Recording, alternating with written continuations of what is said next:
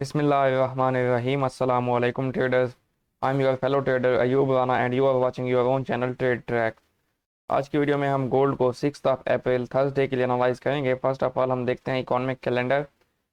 आज के economic calendar में हमारे पास at 5:30 PM according to Pakistan time USD का अनएम्प्लॉयमेंट क्लेम का डेटा है। ओनली सिर्फ यही एक डेटा है। अनएम्प्लॉयमेंट क्लेम का आपको पता है कि ये जो है अनएम्प्लॉयड पीपल जो होते हैं किसी कंट्री में, उनको जो एक हुकूमत की तरफ से, गवर्नमेंट की तरफ से पे किया जाता है, उसको अनएम्प्लॉयमेंट क्लेम्स कहा जाता है। अगर तो अनएम्प्लॉयमेंट क्लेम्स बढ़ते हैं, यानी कि प्रीवियस नंबर से नंबर ग्रेटर रहा है, तो ये एक नेगेटिव चीज़ होती है। इसका क्या मतलब होता है? अनएम्प्लॉयमेंट कंट्री में बढ़ रही है और इस वजह से क्लेम्स बढ़ रहे हैं, क्योंकि ये लोग जो होते हैं इकॉनमी पे बोझ होते हैं, क्योंकि इनका कोई काम नहीं होता, कोई हिस्सा नहीं होता इकोनॉमिक एक्टिविटी में, फिर भी इनको पे करना पड़ता है। तो प्रीवियस नंबर जो है 198 के है, 1,98,000। अगर तो नेक्स्ट नंबर जो है 198 से ग्रेटर आता है तो ये एक नेगेटिव बात होगी यूएसडी के लिए। लेकिन अगर 198 के से लोअर नंबर आता है तो ये पॉजिटिव चीज़, पॉजिटिव चीज़ होगी यूएसडी के लिए, और नेगेटिव चीज़ होगी फिर गोल्ड के लिए। इस तरह से आप इस डेटा को रीड कर सकते हैं। एक्सपेक्टेड अगर आप इसका देखें तो 200 के है, यानी कि ये दिखाया जा रहा है कि अनएम्प्लॉयमेंट क्लेम्स जो हैं बढ़ सकते हैं। अगर आप प्रीवियसली डेटा देखें तो यूएसडी का जो भी है वो नेगेटिव आ रहा है, क्योंकि यूएसडी का जो इकोनॉमिक एक्टिविटी है वो स्लो डाउन हो रही है और यूएस में एक रिसेशन का डर चल रहा है, तो उसकी वजह से जो डेटाज हैं वो नेगेटिव आ रहे हैं। आप एक्सपेक्ट कर सकते हैं कि ये डेटा भी नेगेटिव आ सकता है यूएसडी के लिए। नेक्स्ट चलते हैं जी चार्ट्स की तरफ। चार्ट्स में अगर हम देखें तो 10 ईयर यील्ड्स का चार्ट हम फर्स्ट ऑफ ऑल देखेंगे, और जैसा कि मैंने आपको कल एक्सप्लेन किया था वैसा वैसा ही बिल्कुल हुआ है अल्हम्दुलिल्लाह। चार्ट्स में मैंने आपको बताया था कि ये जो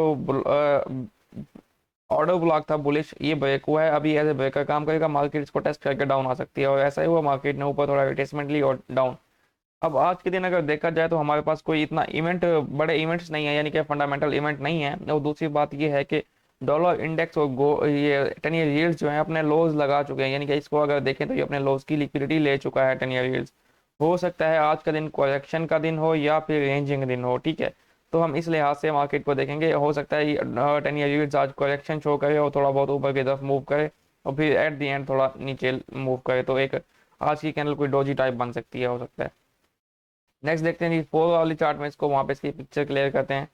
4 आवरली चार्ट में भी जैसा कि आपको बताया गया था, ये ऑर्डर ब्लॉक है, यहाँ से एक रिट्रेसमेंट एक्सपेक्टेड है और रिट्रेसमेंट आई उसके बाद डाउन।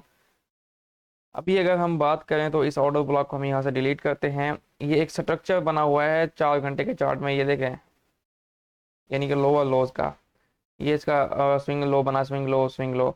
अभी ये जो स्विंग लो है यहाँ पे आपका बेरिश ऑर्डर ब्लॉक भी है, तो अगर तो इसने बेरिश जाना है तो इस स्विंग लो को 3.35 से 3.38 के एरिया में इस स्विंग लो को टेस्ट करके, इस ऑर्डर ब्लॉक को टेस्ट करके ये डाउन आ सकता है, यानी कि थोड़ा सा पुल बैक लेके फिर ये डाउन मूव कर सकता है। अभी नेक्स्ट चलते हैं जी डॉलर इंडेक्स के चार्ट में, इसको हम डेली के चार्ट से एनालाइज करेंगे। डेली के चार्ट में अगर हम देखें तो कल जो है फर्स्ट मॉर्निंग में तो डॉलर इंडेक्स लोअर मूव करता है, लेकिन उसके बाद इवनिंग में जो डेटा आया उसके बाद इसने फिर गेंस लेना शुरू कर दिया, यानी कि पॉजिटिव मूव करना शुरू कर दिया और डेली की क्लोजिंग भी पॉजिटिव दी है। अभी इसमें क्या है कि ये थोड़ी करेक्शन मजीद ले सकता है अपने इस ऑर्डर ब्लॉक 102.5 से 102.8 के इस एरिया में आके, यहाँ तक करेक्शन लेके हो सकता है नीचे बेरिश मूव करे, यानी कि आज का दिन करेक्शन का हो सकता है, थोड़ी बहुत पॉजिटिव मूव इसमें हमें देखने को मिल सकती है। फिर इसमें हमें नेगेटिव एक हो सकता है जो डेटा आएगा अनएम्प्लॉयमेंट क्लेम्स का, उस डेटा पे इसको एक नेगेटिव इम्पैक्ट मिले तो फिर ये डाउन मूव कर सकता है। ओवरऑल चार्ट में हम इसको देख लेते हैं कि आज के दिन क्या होगा।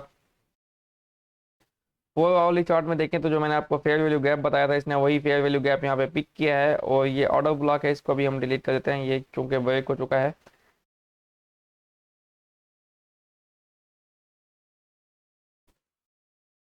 नेक्स्ट इसकी बात करें तो नेक्स्ट ये है कि जैसा कि गोल्ड में अगर आप देखें तो गोल्ड ने एक लंबी बाय की मूव ली है डॉलर इंडेक्स में, इसी तरह लंबी एक सेल की मूव आई है ये मूव।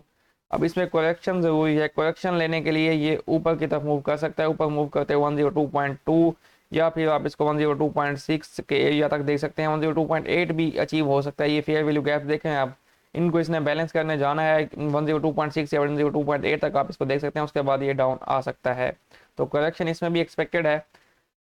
नेक्स्ट चलते हैं जी गोल्ड की तरफ। गोल्ड की हम डेली के चार्ट से एनालाइज करेंगे, और जिस तरह गोल्ड के आपको लेवल्स कल बताए गए अल्हम्दुलिल्लाह तमाम लेवल्स ने परफेक्टली वर्क किया। पहले तो आपको ये लेवल बताया गया था 2010 का, आप देखें एग्जैक्टली मार्केट ने 2010 के एरिया को टेस्ट किया और उसके बाद आपको यहाँ से कोई 100-120 पिप्स की मूव देखने को मिली। उसके बाद आपको 20 से 40 का area as a selling area बताया गया था कि अगर आपको यहाँ पे कंफर्मेशन हो तो सेल करें। आप 30 से आपको सेलिंग मिली और वो आपको 2010 तक ले आई। दोनों लेवल्स ने अल्हम्दुलिल्लाह परफेक्टली वर्क किया है।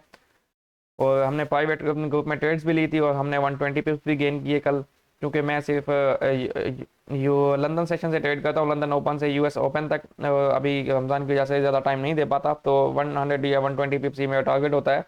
अगर आपने मेरा व्हाट्सएप ग्रुप अभी तक ज्वाइन नहीं किया तो आई बी लिंक्स डिस्क्रिप्शन में गिवन है, आप आई बी चेंज करके मुझे मैसेज कर सकते हैं, मैं आपको ग्रुप में ऐड कर दूंगा। चलें जी, चलते हैं नेक्स्ट गोल्ड की सिचुएशन की तरफ। गोल्ड में क्या है, गोल्ड पॉजिटिव है इस टाइम, लेकिन गोल्ड में करेक्शन, जैसा कि आप देख रहे हैं कि यूएस इंस्ट्रूमेंट्स में करेक्शन एक आनी है, तो गोल्ड में भी करेक्शन आ सकती है। अब न्यू डेवलपमेंट क्या है गोल्ड में, न्यू डेवलपमेंट गोल्ड में ये है कि ये कल की कैंडल की क्लोजिंग है और ये उससे प्रीवियसली सेकंड लास्ट डे की कैंडल की ओपनिंग सॉरी हाई है, लो और हाई, इसके दरमियान ये क्या बना है, ये बना है फेयर वैल्यू गैप। अब इस फेयर वैल्यू गैप की अगर आप प्राइस की बात करें तो ये है 1991 से आपके पास जी 2010, यानी कि $9 का, सॉरी 9 तो नहीं, 91 से ये $19 का ये जोन है। अब गोल्ड जो है नीचे आते हुए 2010 2000 या 1995 के एरिया तक आ सकता है। यहाँ पे अगर ये आपको ब्रेकअप स्ट्रक्चर देगा तो यहाँ से आप इसको बाय कर सकते हैं। अगेन 2020 30 एंड 40 के लिए ये जा सकता है, अगेन ऊपर करेक्शन नीडेड है, आपने नीचे से इसको बाइंग अपॉर्चुनिटी देखना है, ठीक है। नेक्स्ट चलते हैं 4 आवरली चार्ट में, वहाँ पे हम इसको देखते हैं कि वहाँ पे इसकी क्या सिचुएशन है। 4 आवरली चार्ट में ये देखें, ये जो मैंने आपको 4 घंटे का फेयर वैल्यू गैप कल एक्सप्लेन किया था 2020 से 40 में, उसी फेयर वैल्यू गैप में गोल्ड ने रिजेक्शन ली। रिजेक्शन लेने के बाद क्या हुआ, 4 घंटे की जो कैंडल है जिसने क्लोजिंग दी है प्रीवियस 4 वाली कैंडल के लो को ब्रेक करके यहाँ पे एक बेरिश ऑर्डर ब्लॉक भी बना चुकी है ये कैंडल। तो यहाँ से हमें एक ये थोड़ी सेल की मूव दिखाई दे रही है, यानी कि करेक्शन मूव, जो कि आपको 2000 या 1995 तक या 90 तक आती हुई दिखाई दे सकती है। अगर फिब से हम इसको मेजर करें तो हमें ये दिखाई देता है कि यहाँ पे जो है एक स्विंग बना है, लेटेस्ट स्विंग लो और latest swing high. Swing low से स्विंग हाई तक आप फिब लगाएं तो आपको जो 50% रिट्रेसमेंट है वो 2004 और उसके बाद 62% रिट्रेसमेंट जो है 1997 और 70% रिट्रेसमेंट जो है 1993। तो 2000 से 1990 का जो एरिया है ये आपका बाइंग जोन रहेगा। यहाँ पे कहीं पे भी आपको कंफर्मेशन और शिफ्ट स्ट्रक्चर मिले तो आप यहाँ से बाय करें। Profit target 2020, after that 2030 and 40 तक हो सकता है। 1 घंटे के चार्ट में भी हम इसको देख लेते हैं कि वहाँ पे इसकी क्या सिचुएशन है।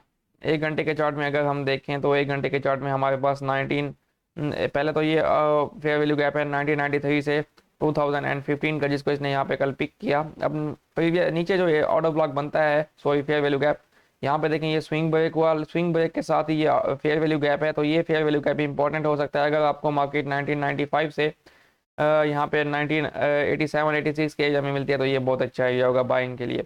अगर आपको ऊपर से कोई सेलिंग अपॉर्चुनिटी मिलती है तो सेल भी कर लें आपसे, लेकिन सेलिंग में रिस्क थोड़ा कम लीजिएगा और बाइंग में रिस्क ज़्यादा लीजिएगा, क्योंकि बाय का ट्रेंड है। करेक्शन सेल में आ सकते हैं क्योंकि 4 घंटे का ऑर्डर ब्लॉक भी बन चुका है, मैंने आपको प्रीवियसली दिखाया है। दूसरी बात ये कि अब एक करेक्शन की ज़रूरत है। यहाँ से आप देखें ना 1950 से 2030 लगा के आया गोल्ड, तो इस एरिया में कोई इतनी बड़ी करेक्शन नहीं हुई, करेक्शन की ज़रूरत है, करेक्शन ले सकता है गोल्ड एंड देन अप जा सकता है। अब छोटे टाइम पे मैं 15 मिनट के चार्ट में मैं आपको एक और चीज़ समझा देता हूँ। 15 मिनट के चार्ट में क्या है कि ये है कल का हाई 2033 के आसपास, ठीक है, और ये है कल का लो 2010 के पास। अब अगर आपने बाय करना है तो आपको 2010 के नीचे कल की लिक्विडिटी ग्रैब करने के बाद गोल्ड यहाँ पे 2000 2005 या 1990 के आसपास कोई स्ट्रक्चर शिफ्ट दे तो यहाँ से बाय करें for 2020 and 30 and 40 so on, ठीक है। और अगर आपने सेल करना है, सेल करने के लिए आपको क्या होगा कि 2032 की लिक्विडिटी गोल्ड गेन करे, इसके ऊपर कैंडल जाए, क्लोजिंग हो ना हो कोई मसला नहीं है, लेकिन इसके ऊपर जाना चाहिए, मार्केट को लिक्विडिटी ग्रैब करनी चाहिए। उसके बाद आपको कोई 5 मिनट या 15 मिनट में शिफ्ट स्ट्रक्चर दिखाई दे तो आप इसको सेल कर सकते हैं, फिर इसमें आप 2020 या 2010 के एरिया तक देख सकते हैं।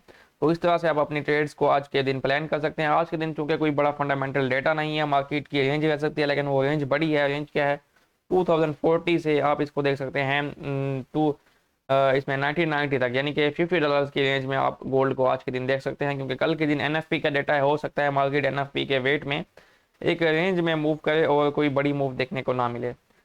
तो उम्मीद है आपको अच्छे से एनालिसिस समझ आ गया होगा। आपका कोई क्वेश्चन है तो आप कमेंट कर सकते हैं, या फिर मेरा व्हाट्सएप नंबर जो है डिस्क्रिप्शन में गिवन है, आप कॉन्टैक्ट कर सकते हैं। और उसके साथ साथ लाइक्स एंड कमेंट्स लाजमी किया करें वीडियो पे। Thank you so much.